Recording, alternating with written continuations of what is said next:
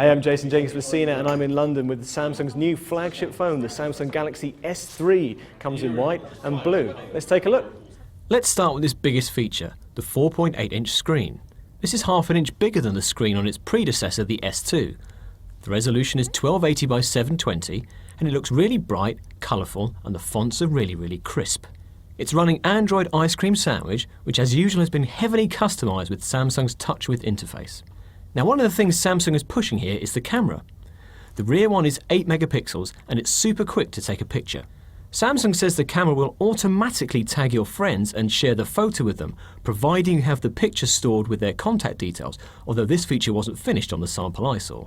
What was working was the burst mode, which lets you take up to 20 photos in one go, and something called Select Best Shot, which takes 8 photos and recommends the best one. Elsewhere you can record 1080p videos and take still pictures simultaneously, although only at 6 megapixels here.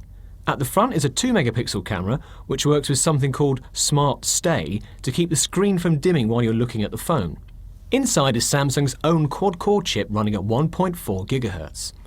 Samsung says this uses a lot less power than the dual-core processor in the S2.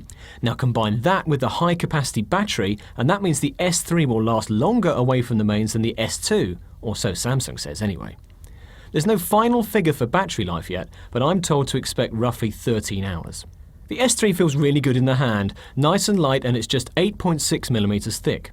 There's a physical home button on the front and a couple of touch-sensitive keys. They're a little too close to the edge for my liking as I kept hitting them by mistake, but I think you'll get used to it. Other cool features include a video player that you can move around the screen so you can browse the internet or text without breaking off from the video you're watching, and something called S-Voice, which is basically Samsung's version of Apple's Siri, so you can say, "What's the weather like today?" and the phone will go away and find out. With S-Beam you can share files over Wi-Fi with another Galaxy by tapping the phones together, and you get a free 50GB Dropbox account with every S3, which impressed me. It will come in 16, 32 and 64 gig versions, and there's also a micro SD slot for a further 64 gig of memory if you need it.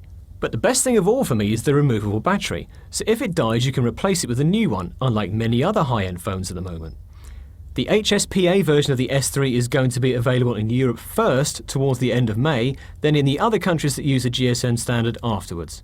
An LTE version for America will follow, but not until December. Sorry folks. Overall, my first impressions are really positive, but make sure you come back to CNET in a few weeks for a full review. So that's the Samsung Galaxy S3. I'm Jason Jenkins for CNET. See you next time.